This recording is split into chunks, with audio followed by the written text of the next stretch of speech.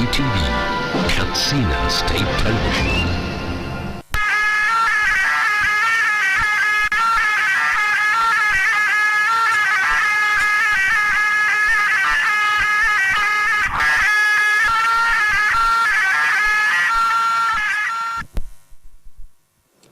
Jama'a masu kallon shirye-shirye na gidan talabijin na jihar Katsina, wato Kttv da kuma masoya filin rana ba ta ƙarya, assalamu alaikum.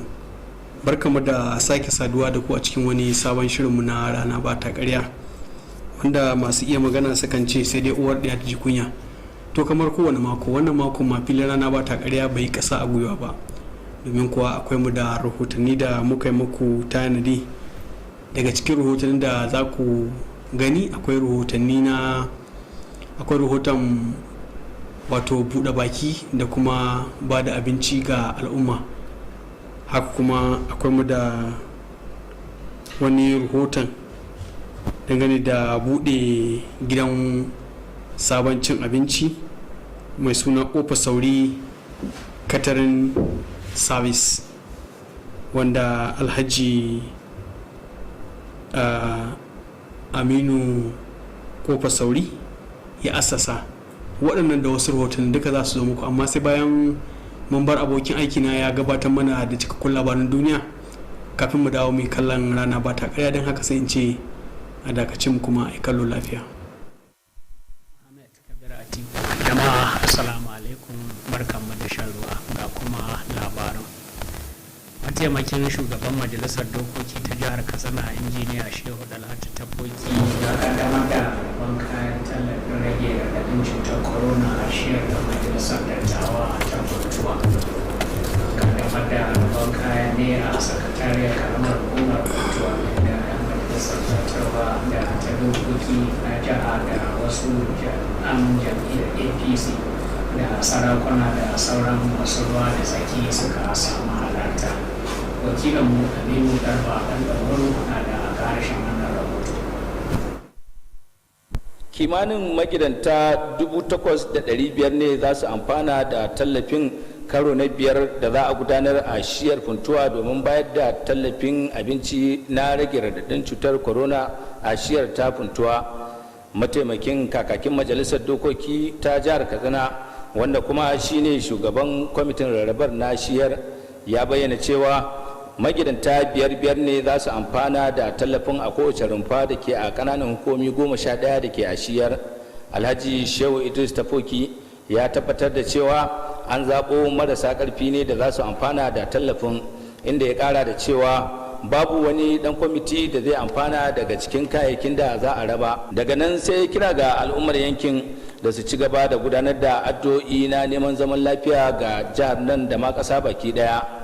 A jawabansu daban-daban, 'yan majalisu da ke a wakiltar karamar hukumar Danja da na karamar hukumar Bakori a majalisar dokoki ta jihar Katsina sun yaba wa kwamitin bisa jajircewa wajen tabbatar da gaskiya da rikon amana yayin gudanar da ayyukansu da aka gudanar a wancan, sannan kuma ya suka gargade su da su tabbatar da cewa sun dore da haka a yayin da suke gudanar da shirin a yanzu. Haka zalika a jawabinsa mai baiwa gwamna shawara akan harkokin siyasa Alhaji Rabiu Idris, wanda kuma yana daya daga cikin mambobin kwamitin, ya maganta akan irin tsare-tsaren da suka yi domin tabbatar da samun nasarar aikin. Alhaji Rabiu Idris daga nan sai ya gargadi waɗanda suka amfana da tallafin da su yi amfani da shi yadda ya kamata. A jawabinsa na godiya, sarkin maskan Katsina, wanda ya samu wakilcin magaji makera, ya jinjina wa kokarin gwamnatin jihar Katsina bisa tabbatar da bayar da tallafin ga al'ummar yankin. Karshen rahoton kenan. Aminu Garba ɗan ɗagoro. An yi kira ga mutane da su yi amfani da wasu shirye-shirye da gwamnatin tarayya da ta jiha suka kirkiro domin rage raɗaɗin matsalolin cutar corona. Shugaban ma'aikata na gidan gwamnati Alhaji Mantari Lawaye wannan kiran lokacin da yake kaddamar da rabon kayan tallafin rage matsalolin cutar corona karo na biyar ga masu karamin karfi a karamar hukumar Katsina. Ga ci gaban wannan rahoto. Alhaji Muntari Lawal, wanda kuma shine shugaban kwamitin rarraba waɗannan kayayyaki a yankin, ya ce kayayyakin tallafin gwamnatin tarayya ce ta samar da su domin rarrabawa ga marasa galihu a cikin al'umma. Shugaban ma'aikatan gidan gwamnati wanda ya samu wakilcin Alhaji Salisu Ado Shinkafi ya nuna gamsuwa a kan shirye-shiryen da karamar hukumar ta yi domin samun nasarar wannan shiri. Alhaji Muntar Lawal ya bayyana cewa magidanta shidda ne aka zaɓo daga kowace mazaɓa domin su amfana da buhu ɗaya na wannan kayayyaki domin rage masu raɗaɗin cutar covid-19. Shugaban ma'aikatan ya yi kira ga waɗanda suka amfana da su yi kyakkyawan amfani da kayayyakin su kuma ƙara ƙaimi wajen yin addu'o'in neman zaman lafiya a jiha da ma ƙasa baki ɗaya. Wakilin mataimakin gwamnan jiha Alhaji Bala Mafiya ya nuna jin daɗi akan irin halin dattako da waɗanda suka amfana suka nuna, sannan ya yi kira ga kwamitin da ke rarraba kayayyakin da ya tabbatar da ƙwarin gwiwar da ake da shi a kansa. Alhaji Bala Mafiya ya iya tuna cewa an gabatar da irin makamancin wannan tallafi ga marasa galihu a cikin al'umma a lokutan da suka gabata a matsayin wani bangare na inganta rayuwar al'umma. Shugaban mulkin karamar hukumar Katsina Alhaji Sule na Lado Kankiya ya bayar da tabbacin yin aiki kafada da mambobin kwamitin da sauran masu ruwa da tsaki domin tabbatar cewa wannan tallafi ya isa ga waɗanda aka yi nufin shi. Ya yi kira ga jama'ar yankin da su gode ma wannan karamcin ta hanyar ci gaba da tallafa ma tsare-tsare da shirye-shiryen gwamnati. Wakilin magajin garin Katsina Alhaji Audu Iliyasu da ɗaya daga cikin waɗanda suka amfana Malam Sani Usman sun bayyana jin daɗi ga gwamnatin jiha da kuma gwamnatin tarayya akan wannan karamci, sannan suka yi addu'ar shiryar ubangiji ga shugabanni. Ƙarshen rahoton kenan. dan majalisa da ke wakiltar karamar hukumar Daura a majalisar dokoki ta jihar Katsina Alhaji Nasiru Yahaya Daura ya raba kuɗi fiye da naira miliyan 6,300 ga jama'arsa a matsayin tallafin azumi. Dan majalisar ya raba kuɗin ne a wani taro da aka shirya a ofishin jam'iyyar APC na karamar hukumar Daura. Wakilin Musulaiman Gambo Kofar Bai na da ƙarashin wannan rahoto. Waɗanda suka amfana da wannan karamci sun hada da shugabannin jam'iyya na matakin karamar hukuma da mazaɓu da kuma rumfunan zaɓe da masu ruwa da tsaki na jam'iyya da hakimai da dagatai da shugabannin addini da marayu da masu amfani da kafar sadarwa ta yanar gizo da kuma mambobin kwamitin da sauransu. Dan majalisa a lokacin da yake mika kudaden ya ce wani bangare ne na kulawarsa akan ci gaban al'ummar da yake wakilta. Alhaji Nasiru Yahaya Daura ya ce wannan karamci zai taimaka wa waɗanda suka amfana wajen gudanar da azumin Ramadan a cikin sauki a lokacin da yake jaddada himmatuwarsa da goyon baya gami da ladabi ga jam'iyyar. Dan majalisa ya bayar da tabbacin cewa zai kara fito da wasu shirye-shirye da za su inganta rayuwar al'ummar da yake wakilta musamman mata. Da yake jawabi dangane da wannan karamcin, shugaban jam'iyyar APC na shiyar Daura Alhaji Usman Osi ya bayyana wannan kokarin na majalisar a matsayin wani abu da ya kamata a yi koyi da shi. Kazalika shugaban jam'iyyar APC na karamar hukumar Daura Alhaji Sale Altine ya ce dan majalisar fiye da shekaru 6 da suka gabata yana samar da irin wannan karamci, inda ya jaddada cewa al'umma za su ci gaba da kasancewa masu godiya. Shugaban kwamitin rarraba kudaden Alhaji Salihu Suduji ya yaba wa Alhaji Nasiru Yahaya Daura dangane da sanyo shugabannin addini da sarakunan gargajiya gami da marayu a cikin wannan karamci da yake na kowace shekara. A halin da ake ciki kuma dan majalisa mai kilta karamar hukumar Daura a majalisar dokoki ta jihar Katsina Alhaji Nasiru Yahaya Daura ya bude ofishinsa da ke kusa da hedikwatar jam'iyyar APC ta karamar hukumar. Ofishin an bude shi ne inda ya samu halartar shugabannin jam'iyyar APC a shiyar Daura da masu ruwa da tsaki da ɗimbin magoya bayan dan majalisar da 'yan uwa da abokan arziki. Dan majalisar ya ce wannan ofishi zai kasance wani bagire na tattaunawa da al'umma mazaɓarsa domin ƙara fito da hanyoyin da za a tabbatar da kyakkyawan wakilci. Ƙarshen rahoton kenan. Suleiman Gamba Kofar Bai. dan majalisar da ke wakiltar karamar hukumar Rimi a majalisar dokoki ta jihar Alhaji Abubakar Suleiman Abukur ya raba kuɗi naira miliyan 5 ga al'ummar mazaɓarsa a matsayin tallafin watan azumi. Alhaji Abubakar Suleiman Abukur, wanda kuma shine shugaban masu rinjaye, ya kaddamar da rabon kuɗin ne tare da Alhaji Abdullahi Aliyu Turaji a wani taro da aka yi a sakatariyar karamar hukumar. Ga ci gaban wannan rahoton. Mataimakin shugaban jam'iyyar APC na shiyar Katsina Alhaji Yaramaman Batsari shine ya kaddamar da rarraba kudaden wanda aka gudanar a dakin taro na karamar hukumar tare da sauran masu ruwa da tsaki na jam'iyyar. Dan majalisar Alhaji Abubakar Suleiman Abukur ya ce wannan karamci na da manufar taimakawa waɗanda suka amfana a wannan lokaci na azumin watan Ramadan. Alhaji Abubakar Suleiman Abukur ya ce masu amfana sun hada da shugabannin jam'iyya na matakin karamar hukuma da matakin mazaɓu da shugabannin al'umma da shugabannin addini da kuma matasa da sauransu. Shugaban masu rinjayen na majalisa ya nuna jin daɗi akan haɗin kai da goyon ba da al'umma na yankin suke bashi, sannan ba da tabbacin ci gaba da tabbatar da ƙwarin gwiwa da ake da shi akan shi, da kuma bayar da tabbacin ƙara fito da wasu aikace-aikace na inganta rayuwar al'umma a yankin. Alhaji Abubakar Suleiman Abukura ya ba da haɗin kai da fahimtar juna da ke akwai a tsakanin mambobin jam'iyyar, sannan ya kira da su ci gaba da kasancewa tsantsai maɗaurin ki ɗaya domin a ƙara samun nasara.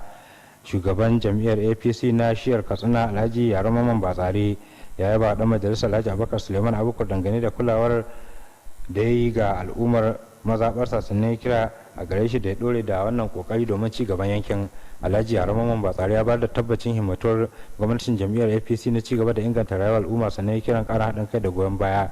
Ya kuma ya kira ga al'umma da su yi amfani da wannan lokaci na watan Ramadan domin addu'a ɗorewar zaman lafiya da daidaito a jiha, gami da kawo ƙarshen kalubalen tsaro da ake fuskanta a wasu sassa na jiha da kuma ƙasa baki ɗaya. A jawabin sa tsohon shugaban kwamitin riko na karamar hukumar Alhaji Abdullahi Aliyu Turaji ya yaba da irin kula da ɗan majalisar ya yi ga kula da al'ummar yankin, sansanin ya kira ga al'ummar yankin da su ci gaba da kasancewa masu haɗin kai ga goyon baya ga ɗan majalisar domin ƙara samun nasara. A madadin waɗanda suka amfana, shugaban jam'iyyar APC na yankin Alhaji Tanimu Mai Gari ya gode wa ɗan majalisa akan wannan karamci, sannan ya bayar da tabbacin ci gaba da goyon bayan su. Kamar yadda ya bayyana, wannan karamci ko shakka babu zai taimaka wa al'umma wajen gudanar da azumin su a cikin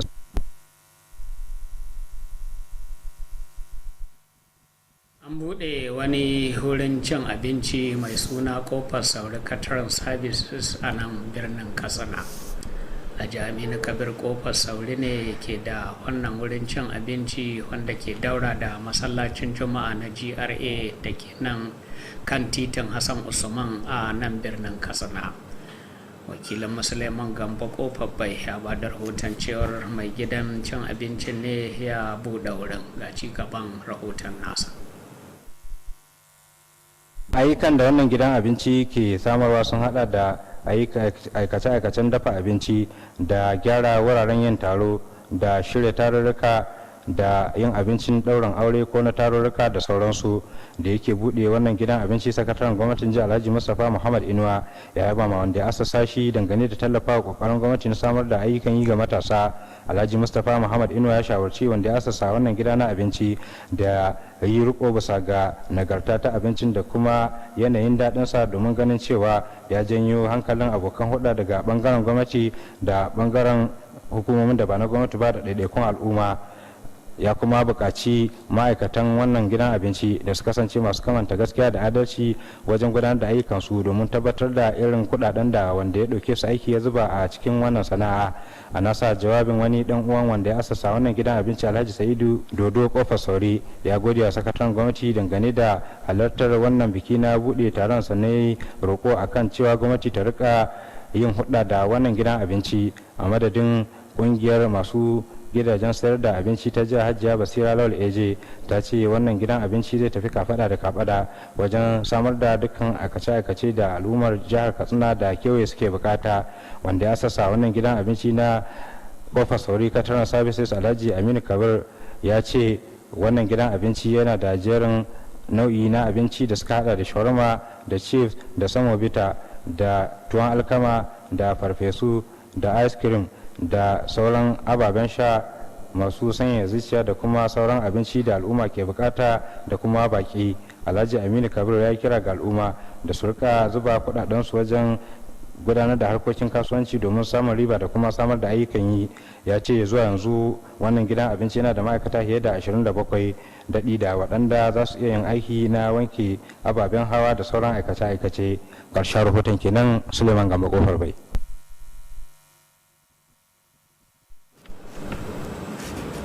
Ƙungiyar ɗalibai 'yan jihar Katsina ta ƙasa ta shirya taron karatun Alƙur'ani mai girma da addu'a domin samun zaman lafiya da kwanciyar hankali a jihar Katsina da ƙasa da kuma duniya baki ɗaya. An gudanar da wannan karatu ne da addu'o'i a lokacin buɗe baki a jami'ar Alƙalam da ke nan Katsina. Mai baiwa gwamna shawara na musamman Malam Bashir Usman Ruwan Godiya ya yi bayanin cewar duk wanda ya yi karatun alkur'ani ya yi addu'a lokacin azumi ya kuma nemi taimako da biyan bukata to kuwa zai samu biyan bukata da tsarewa daga Allah maɗaukakin sarki. Sheikh Aminu Usman Abu Ammar ya karanto wasu ayoyi daga alkur'ani mai girma da kuma hadisan annabi Muhammadu sallallahu alaihi wasallam, inda aka buƙaci musulmi su dage da addu'o'i a goman ƙarshe na watan azumi domin samun rabo mai yawa. Sheikh Abu Amar ya buƙaci musulmi da su ji tsoron Allah domin shine maganin matsalolin da ake ciki a duniya baki ɗaya. Shugaban ƙungiyar ɗaliban Comrade Aliyu Usman ya ce wannan shine karo na farko da aka shirya irin wannan taro domin neman Allah kawo ƙarshen matsalolin tsaro da ake ciki da matsalolin gobara da ake fuskanta. Daga cikin waɗanda suka halarci taron akwai kwamishinan albarkatun ruwa Alhaji Musa Adamu Funtuwa da na wasanni da walwalar jama'a Alhaji Sani Aliyu Dallami da mai taimakawa gwamna kan harkokin tsaro Alhaji Umar Gambo da sauransu. Karamar hukumar Rimi ta bi sahun takwarorinta a fadin jihar Katsina wajen raba kayan tallafin rage matsalolin cutar corona ga masu karamin karfi da ke yankin a karo na 5. Daraktan mulki na karamar hukumar Alhaji Ilyasa Hassan da wannan ne ya kaddamar da rabon kayan a sakatariyar karamar hukumar. Kayan da aka raba sun hada da masara da dawa. Alhaji Ilyasa Hassan Dawana ya gode wa gwamnatin jiha da ta samar da kayan, wanda aka raba mutane da aka zaɓo daga mazaɓin yankin karamar hukumar. Shugaban jam'iyyar APC na yankin Alhaji Tanimu Mai Gari ya yi kira ga kwamitin rabon da su yi adalci. Sakataren ilimi na karamar hukumar Alhaji Salih Shaibu Kadaddari da Alhaji Isiyaku Abubakar sun nuna gamsuwa da tsarin rabon da aka yi a karamar hukumar. Malam Abdulmajid da Malama Aisha sun yaba wa gwamnati da ta samar da tallafin a madadin waɗanda suka amfana. Karamar hukumar Mashi ta raba buhuhuna 715 na masara da dawa a matsayin tallafi ga masu karamin karfi. Da yake kaddamar da rabon kayan, daraktan meki na karamar hukumar Alhaji Hussein Umar Rafin Daɗi da shugaban kwamitin rabon Alhaji Gamba Almashi ya ce an ɗauko mutane 5 a kowace rumfa. Alhaji Hussein Umar Rafin Daɗi ya yi kira ga waɗanda suka amfana da su yi amfani da abincin wajen ciyar da iyalansu.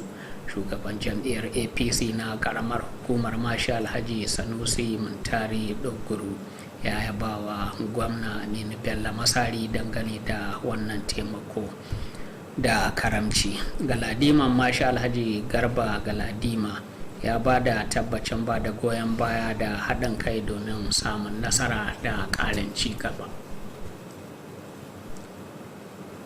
To duka labarin kenan, sai shirin rana ba ta karya wanda Muhammad Kabir Atiku zai ci gaba da gabatarwa. A sha kallo lafiya, Allah ba mu alkhairansa.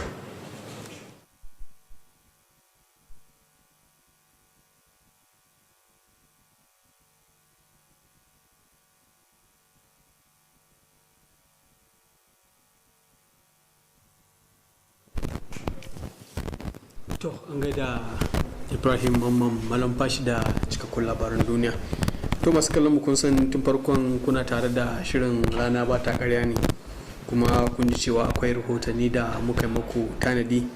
Rahoto na farko wanda za mu gabatar shine rahoto dangane da shirya buɗe baki da bayar da abinci ga al'umma wanda gidauniyar nan ta Nura Khalil ta yi karkashin jagorancin uwar gidan shi Hajiya Farida Nura Khalil. Wakilinmu na rana ba ta karya ya halarci wannan taro ga kuma rahotonsa.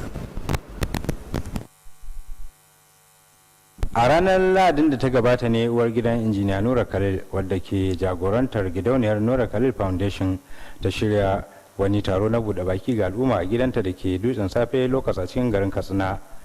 Wannan taro na buɗe baki ya kuma hada da karatun alkur'ani mai girma da diwani da addu'o'in dorewar zaman lafiya da lumana a jiha da kuma ƙasa baki ɗaya. Hajiya Farida Nura Khalil baya goya marayu a lokacin wannan taro ta samu wakilcin Hajiya Zainab Suwidi inda ta yi kira ga waɗanda suka halarci taron buɗe bakin da su yi amfani da watan Ramadan domin addu'o'in dorewar tattalin arziki da zamantakewar al'ummar jiha da kuma tsaro da ci gaban al'umma. Yan uwa ina maku marhaban lale da zuwa wannan taro mai matukar muhimmanci. Muna godiya sosai da sosai. Allah ubangiji ya mai da kowa gidansa lafiya, kuma Allah ubangiji ya saka masu da alkhairi, Allah ya biya masu dukkan bukatunsu na alkhairi da arziki. Wasu daga cikin mahalarta taron buɗe bakin sun yi jawaban godiya kamar haka. Domin a irin wannan lokaci na buɗe baki na azumin watan Ramadana, mutane wanda ake bukatar al'umma masu da shuni da su rika irin waɗannan program na buɗe baki wannan za su sauƙa ga al'umma yana shan ruwa. Domin Allah subhanahu wa ta'ala yana magana cewa wallahu fi al-ardi ma dama al-ardi fi al-asli. Mutanen da suka zo suka taya Hajiya Farida duk da bata nan, Hajiya Farida matan Nura Khalil suka taya ta mai zan kira buɗe baki. Allah ya saka da alheri, ubangiji Allah ubangiji ya sa su fi haka. So ina ma kowa barka da shan ruwa da fatan Allah karbi ibadunmu baki daya. Kurakuran da muke yi a cikin azumi Allah ubangiji ya kawo da fuska daga gare su, Allah ya mana rahama ya mana gafara ya sa mana cikin tattun bayansa. Ita kuma da ta shirya mana wannan hidima Allah ubangiji ya saka mata da alkhairi, Allah ubangiji ya mana jagoranci a cikin wannan jiha ta mu ta Katsina. Kucintunin da muke fama da su a cikin jihar Katsina da makwabtanmu da kuma ƙasa baki ɗaya Allah ubangiji ya kawo mana iyakarsu. Alhamdulillah, Allah ya saka masu da alkhairi, kuma Allah ya karɓi ɗaukaka mana su ya ubangiji Allah ya biya masu dukkan bukatun, Allah kuma ya ƙara masu ƙarfin gwiwa akan wannan aiki na alkhairi da suke. Ubangiji Allah ya saka masu da alkhairi. Mun ji daɗi, muna farin ciki, ubangiji Allah haɗa mu a wannan alƙur'ani. Allah ya biya shi da gidan aljanna ta gyarsu. Mun gode, Allah ya saka da alkhairi, ubangiji Allah ya mai da kowa gidansa lafiya. Cikin da muke mu zo mu ta ta farin ciki, muna tare da ita sosai da sosai.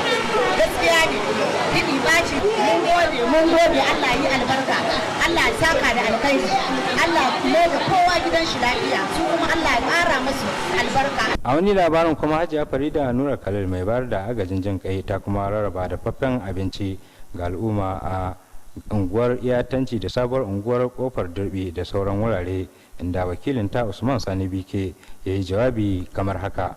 Wannan leda kuke gani ita ce ta abincin da aka raba na Nura Khalil Foundation wanda Hajiya Farida ke jagoranta. Mun raba abincin nan sassa daban-daban a cikin garin Katsina, inda muka je sabuwar unguwa ta Kofar Dirbi can bayan gidan malami kamar Karaba, kuma yanzu mun zo a unguwar Iyatanci kuma raba, kuma dama satin ne gabata mun raba a bakin tsohuwar kasuwa, mun raba a yan shuni, muna da raba wurare daban-daban, kuma insha Allah sati mai zuwa ma za mu samu wasu wuraren mu je mu raba. Ana abincin da ne da yawa ba a jiki a rabawa bayan Allah mu fatan Allah ya saka musu da. filin rana ba ta ƙara kyakkyawan fatan alkhairi ga baya goya marayu hajiya farida nura khalil tare da yi mata fatan ci gaba da aiwatar da ayyukan alkhairi. Ƙarshen rahoton kenan. Suleiman Gamba Kofar Bai, rana ba ta ƙarya.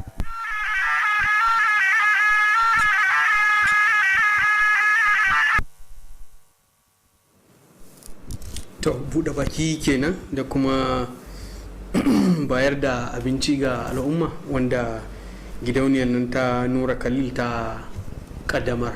Sai kuma rahotonmu na gaba, shi kuma rahoto ne dangane da buɗe wani sabon gidan abinci mai suna Kofar Sauri catering service wanda Alhaji Aminu Kabir a Kofar Sauri ya hassasa. Wakilinmu na rana ba ta ƙarya Suleiman Gamba Kofar Bai na da ci gaban wannan rahoto.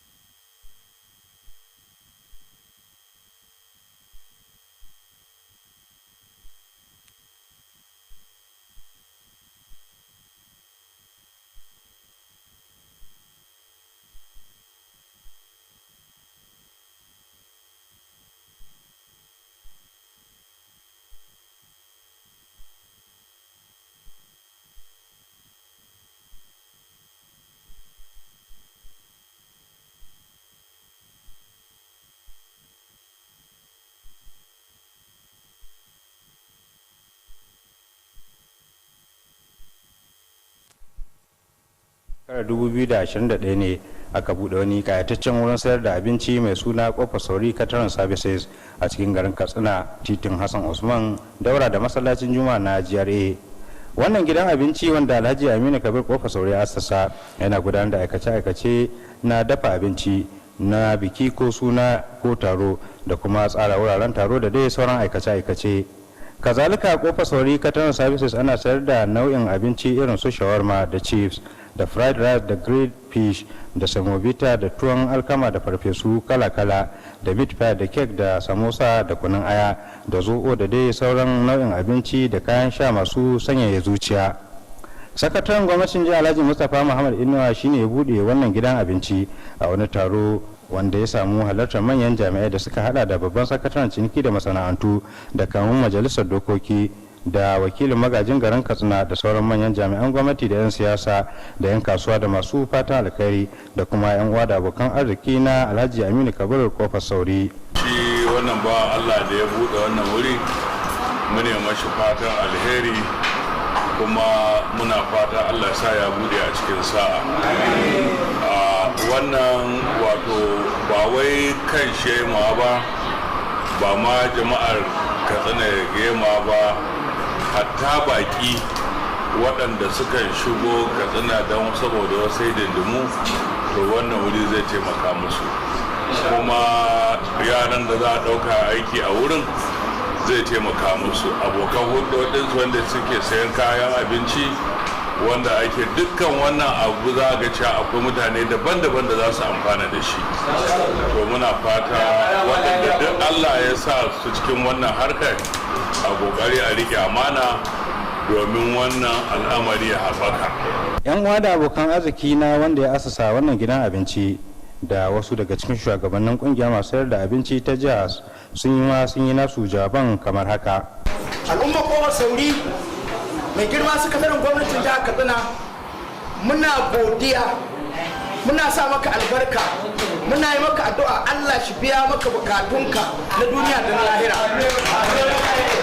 Kuma muna yi mashi fatan alheri tare da kira ga mutanenmu da Allah don annabi, lokacin da dan gida suka ga yayi kuru ya wani kuri na alkhairi to dan Allah su taya shi a rika patronizing wannan wurare saboda wannan dai kungiya ta mu a yanzu jaririya ce so muke a taimaka a haɓaka ta abin alfahari ne a ce ɗan jihar Katsina ɗan cikin garin Katsina ɗan ƙofa ya yi yunkuri irin wannan ya buɗe irin wannan domin a jawo hankalin matasa don Allah don annabi kowa ya kama sana'a ita ce alkhairi wannan wuri kuma muna Allah ubangiji ya ɗaukaka shi Allah ya sa albarka Allah ya sa kuma akan haka kuma Allah ya sa mu wannan wuri albarka Allah ya sa mu wannan wuri alheri Allah ya sa an bude a cikin sa'a da nasara saboda duk wanda ya bude wurin shi fatan alheri shine a gaba kuma Allah ya sanya mu wurin albarka sai ka ji daga haka ana ta bude an bude branch na an bude branch na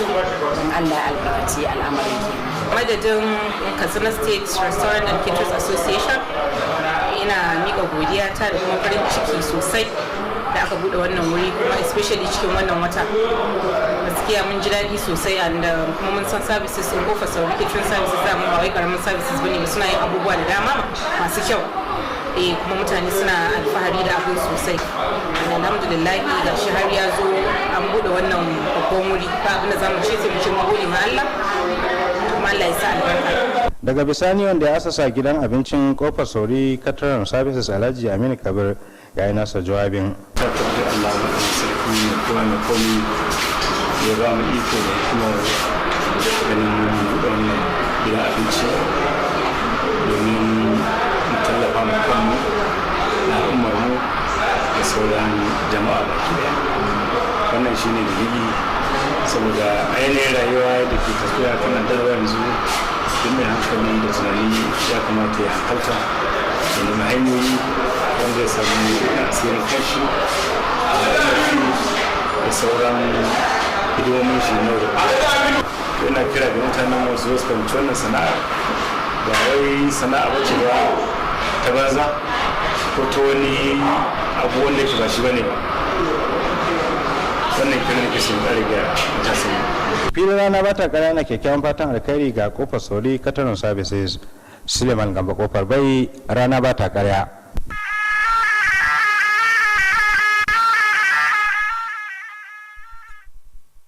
to dai yanzu lokacin azumi ne amma dai kofa a buɗe take ga masu buƙatar hada kayan abinci na buɗe baki.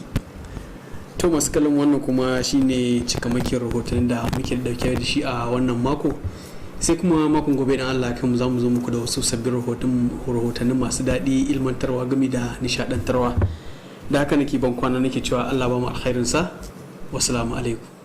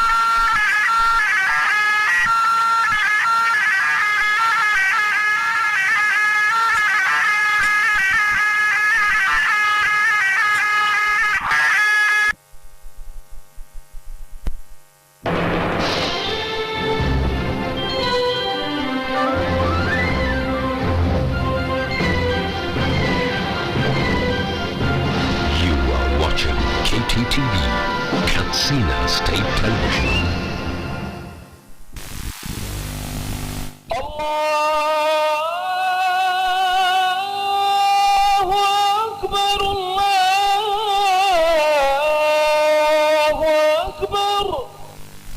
Jama'ar musulmi assalamu alaikum. Kamfanin jiragen Max Air, jagoran jigilar alhazai a kasashen yammacin Afirka, na yi wa al'ummar musulmi barka da shan ruwa, da fatan Allah ya karbi dukkan ibadar mu ya kuma gafarta mana tare da amsa mana addu'o'in mu amin. Kamfanin jiragen Max Air na bar addu'a ga al'ummar musulmi da Allah ya ƙara kiyaye shi ga dukkan safararsa da ba shi nasara ga aikinsa na jigilar maniyyatan aikin hajji da kuma umra. Allah ya ƙara ɗaukaka kamfanin jiragen Max Air bisa iko da baiwarsa amin. Wannan sako ne daga kamfanin matasa Media Lakes da ke kofar ƙaura Katsina.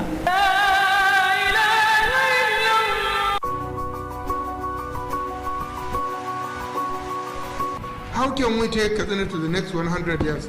Katsina to compete with all other states in the Federation and even globally. My name is Ahmad Lawal Ahmad. I'm Indian of Katsina State. Katsina National Talent Hunt Challenge is a good initiative. Congratulations to His Excellency, Right Honorable Aminu Bello Masari, the Executive Governor of Katsina State.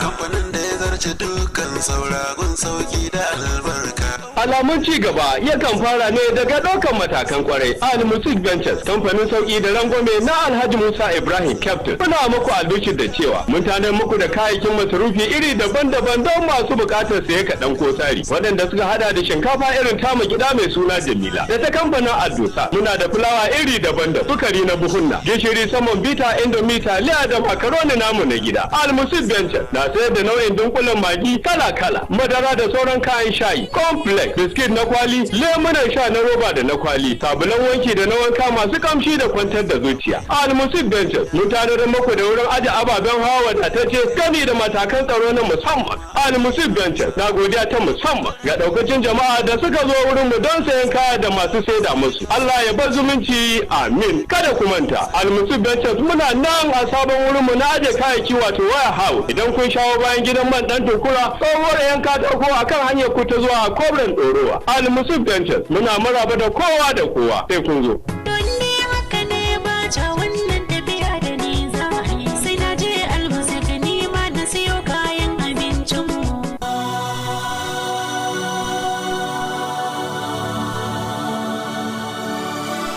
Hukumar tara kudaden shiga ta jihar Katsina State Board of Internal Revenue na yin kira ga masu ababen hawa, motoci, babura da ya kurkura waɗanda ba su yi wa ababen hawan nasu rijistar lamba, lasisi da sauran takardun ababen hawa ba, da su hamzarta zuwa ɗaya daga cikin ofishin hukumar da ke sassan jihar nan daban-daban ko kuma ban ofishin hukumar da ke nan Katsina domin sabunta takardun ababen hawan nasu. Domin kuwa hukumar tara kudaden shiga ta jihar Katsina za ta fara aikin binciken takardun ababen hawa a dukkan faɗin jihar nan.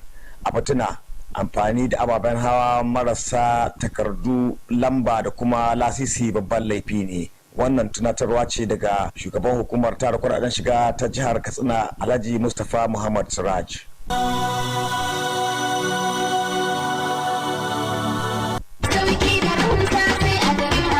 House Katsina, cibiyar kasuwanci mai tafiya daidai da zamani. An kawo atamfofi manya da ƙanana, ga lesussuka da material, akwai kuma shadda trouser, ga bangaren jukkuna da takalma na mata da na maza, akwatunan turoli, kayan yara yan kanti, takalman mata manya da ƙanana, akwai kuma dogayen riguna na mata yan kwalisa, akwai shagon waya salula da kayanta, nau'in wayoyin android da masu balatsai na zamani, ga kuma bangaren kayan ɗinki, sayan ɗaya ko sari, nau'in zarurruka da zub akwai kuma zaren ulu da mata masu aikin saka. Mu leƙa bangaren kayan kicin, za ku ga kuloli da plate da duk wani nau'in kayan kicin ana saidawa. Akwai bangaren awarwaro yan kunna da sarka, ga kuma bangaren kayan kamshi nau'i kala-kala. Greenhouse Katsina sun kuma kawo kayan electronics, za ku samu manya da ƙananan fridge, ga kuma TV plasma, generators da fankoki masu ɗaukar caji. Greenhouse Katsina suna nan a titin IBB daura da tsohuwar information daga tsallaken yamma a nan birnin Katsina. Sunana Aina Ibrahim, ɗaya jihar Katsina, al'ummar jihar Katsina maza da mata, samari da 'yan mata. Ina farin cikin sanar da ku gasar da shugaban mahaifinmu gwamnanmu, Right Honorable Aminu Bello Masari ya sanya Katsina National Talent Hunt Challenge. Wannan dama ce da ba taɓa samun irin ta ba. Jihar Katsina muna da 'yan boko, muna da 'yan kasuwa, muna da masu arziki, muna da sarakai, saboda duk duniya ta san da jihar Katsina wace irin jiha ce. To a cikin irin wannan damar ne shugabanmu Right Honorable Aminu Bello Masari ba mu dama mu samari da 'yan mata ta wannan gasa ta Katsina National Talent Hall Challenge. Wannan gasa ta kirkira ce wadda wanda samari da 'yan mata za su iya ta zane ko wani abu dai haka, basira dai wadda Allah ya baka za ka zo ka nuna a wurin.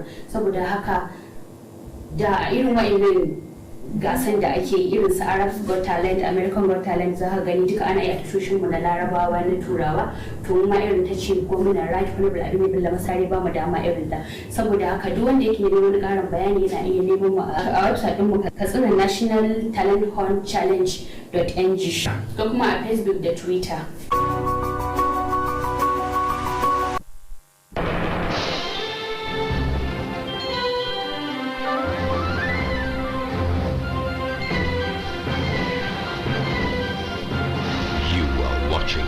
Kttv, Katsina State Television.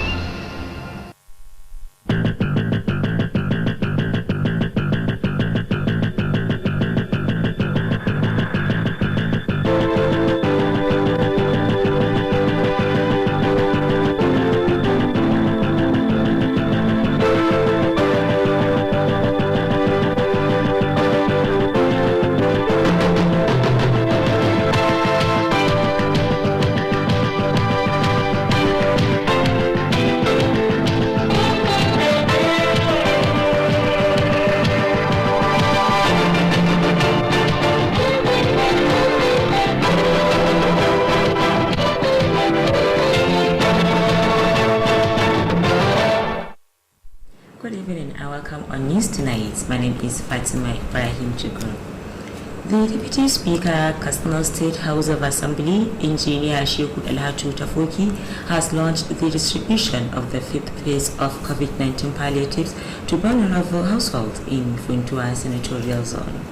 The program, which held at Funtua Local Government Secretariat, was attended by some members of the Executive and Legislative Councils, APC officials and traditional rulers, among other stakeholders. Government House correspondent Aminu Garba Indaguru has details of the report. About 8,500 households will benefit from the first batch of the COVID-19 palliatives distribution in the Puntua Senatorial Zone. The Deputy Speaker, who is also the Chairman Distribution Committee of the zone, said 5 households will benefit from the gesture in each polling unit across the 11 local government of the zone. Alhaji Sheikh Alhatu Tafoki maintained that only vulnerable households will benefit with the palliatives, emphasizing that no committee member will be allowed to take the commodity. He therefore used the occasion to call on people to continue praying for the peace and unity in the state and the country with the intent of addressing the insecurity bedevailing the nation. In their separate remarks, members representing Danja and Bakori at the State House of Assembly commended the effort of the distribution committee for being fair and just in the previous exercise and charged them to maintain the tempo. Also speaking, the special advisor to the governor on political affairs, Rabiu Idris, who is also member of the committee, spoke on the arrangement made to ensure success of the assignment. Alhaji Rabiu Idris therefore charged the beneficiaries to judiciously utilize the gesture given to them. In a vote of thanks, the Sarkin Maskan Katsina, represented by Magaji Makira, expressed gratitude to the state government for the gesture being done to the people of the area. Amina Garba Dandagoro reporting.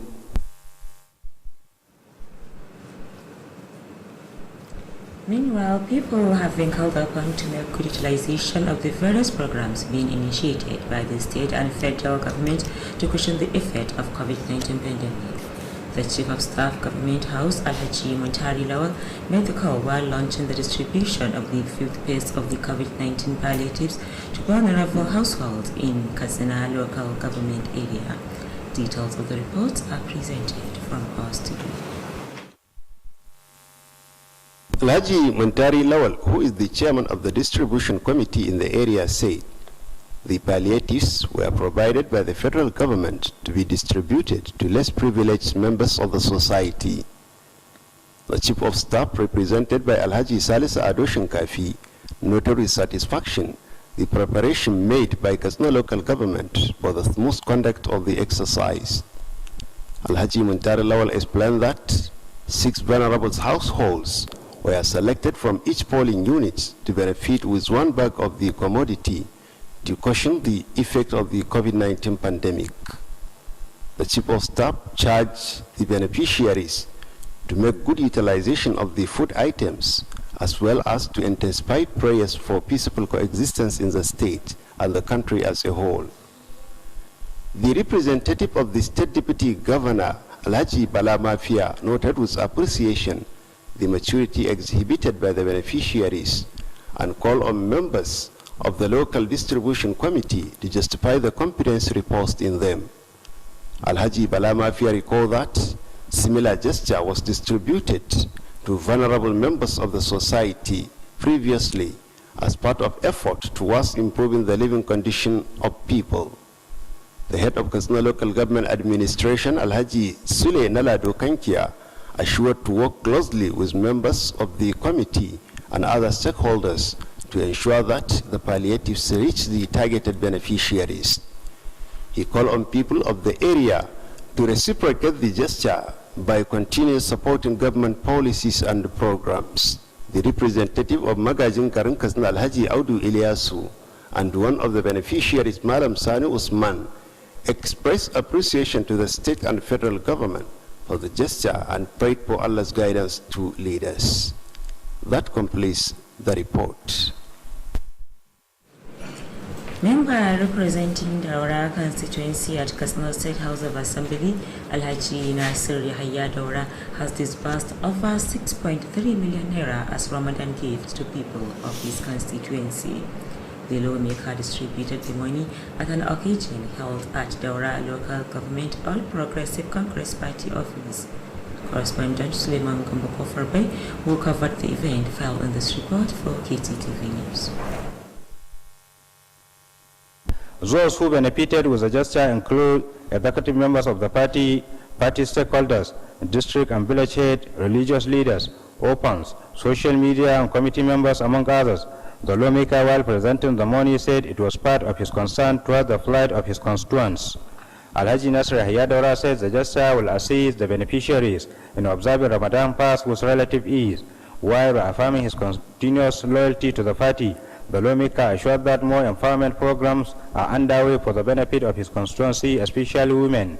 Commenting on the gesture, the Daura Zonal APC chairman Alhaji Usman Osi described the effort of the lawmaker as a worthy of emulation by all. Similarly, the Daura local government APC chairman Alhaji Saleh Altine said the lawmaker had for the past 6 years been providing such gestures, stressing that people of the area will remain grateful. The steering committee chairman for the distribution, Alhaji Salihu Suduji, commended Nasir Yahya Daura for including religious and traditional leaders as well as orphans in the annual gesture. In the meantime, the member representing Daura at the State Assembly, Alhaji Nasir Yahya, has commissioned his constituency office near the local government APC headquarters. The office was commissioned amid Daura Zonal APC leadership, stakeholders, teaming supporters of the lawmaker, friends and other well-wishers. The lawmaker said the office will serve as an avenue of interacting with his constituents in devising more ways of ensuring good representation. Suleiman Gambako Parbai, Kttv News. In another development, the member representing Rimi local government at the State House of Assembly, Alhaji Abubakar Suleiman Abukul, has disbursed the sum of 5 million naira to his constituents as Ramadan gift. Alhaji Abubakar Suleiman Abukul, who is the majority leader of the House, launched the disbursement alongside the former Transition Committee chairman of the area, Alhaji Aliyu Turaji, at an occasion held at Rimi Local Council Chamber. Details of the reports are to be presented from our studio. The disbursement of the money held at Rimi Local Government Council's Chamber was launched by the APC Vice Chairman Katsina Zone Alhaji Yaroma Mambatsari alongside other stakeholders of the party. The House of Assembly member Alhaji Abubakar Suleiman Abukul said the gesture was meant to assist the beneficiary at this time of Ramadan. Alhaji Abubakar Suleiman Abukul said the beneficiaries comprises party ESCO at local government and ward levels, community and religious leaders, as well as youth groups, among others. The majority leader, who noted with appreciation the support and cooperation accorded to him by the people of the area, assured to continue justifying the confidence reposed in him. He also assured of facilitating more people's-oriented projects for the development of the area. Alhaji Abubakar Suleiman Abukur acknowledged the unity and understanding among the members of the party in the area and called on them to remain united to achieve more success. The APC Vice Chairman Katsina Zone Alhaji Yaramaman Batsari commended the lawmaker Alhaji Abubakar Suleiman Abukur for the area. Alhaji Yaramaman Batsari assures the determination of the APC to improve the lives of the electorate and called for more support to achieve the desired objective. He appealed to people to use the period of Ramadan and pray for peace and prosperity of the state, as well as for an end to the security challenges facing the state and the country at large. In a remark, the former Transition Committee Chairman of the area, Alhaji Abdullahi Aliu Turaji, acknowledged the concern of the lawmaker to the plight of his constituents and called on people in the area to remain supportive and prayerful for more success to the majority leader, Alhaji Abubakar Suleiman Abukur. On behalf of the beneficiaries, the APC Chairman of the area, Alhaji Tanim Maigari, thanked the lawmaker for the gesture and assured of continuous support. According to him, the gesture will no doubt assist them to perform fasting with relative ease. That ends the report. A new restaurant offering Saudi catering services has been opened in Katsina Metropolis. The restaurant, located at opposite GRA Jumat Masjid along Hassan Uthman Katsina Road, was commissioned by the proprietor Alhaji Aminu Kabir Kofar Saudi. Correspondent Suleiman Gambo Kofar Bay report that the opening of the restaurant featured iftar by the proprietor. The reports. The services of the restaurant include catering services, event management, party planning, wedding catering, meeting and conferences, among others. Opening the restaurant, the Secretary to the Government of the State, Alhaji Mustafa Muhammad Inwa, commended the proprietor for complementing government effort of providing employment to youth.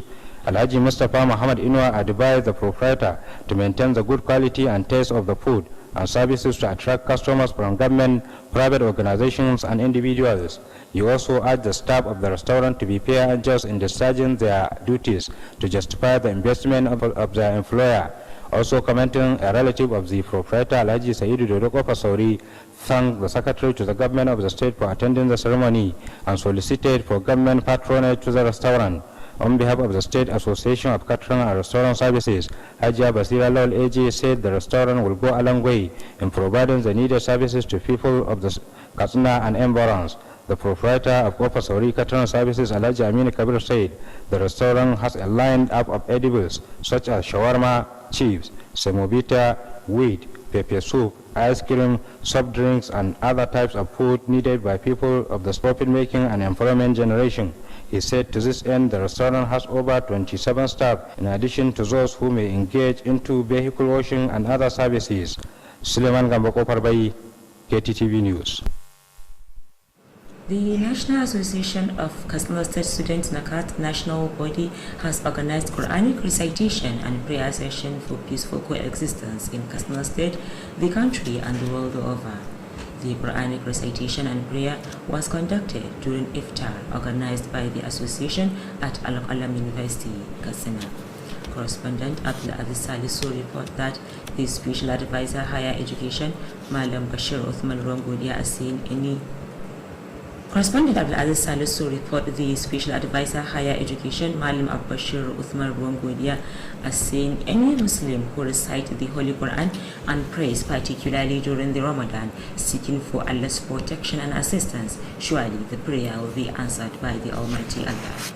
An Islamic scholar, Sheikh Aminu Uthman Abu Ammar, quoted some verses from the Holy Quran and Hadith of the Prophet Muhammad, peace be upon him, that enjoined Muslims to. Sheikh Abu Ammar charged Muslims to fear Allah as solution to the current problems prevailing the world. The NACAT National President Comrade Ali Uthman AMD said the program, which is the first of its kind, is aimed at seeking for Allah's intervention against armed banditry, fire outbreak, and other calamities facing the society. Some of sports and social development, Alhaji Sani Ali Alani, SSA Security Alhaji Umar Gambo, State NYCN Chairman Comrade Shamsuddin Ibrahim Shamu, as well as the representative of Al-Qalam University, Muhammad Haruna Sagir, among others. Rimi local government is still less privileged in the area. The head of administration, Alhaji Ilyasu Hassan Dawana, launched the distribution at the secretariat of the local government. The items provided are maize and guinea corn. Alhaji Ilyasu Hassan Dawana thanked the state government for providing the palliatives for distribution to the targeted beneficiary. Alhaji Tanimu Megari appealed to the distribution committee to be fair and just. Other speakers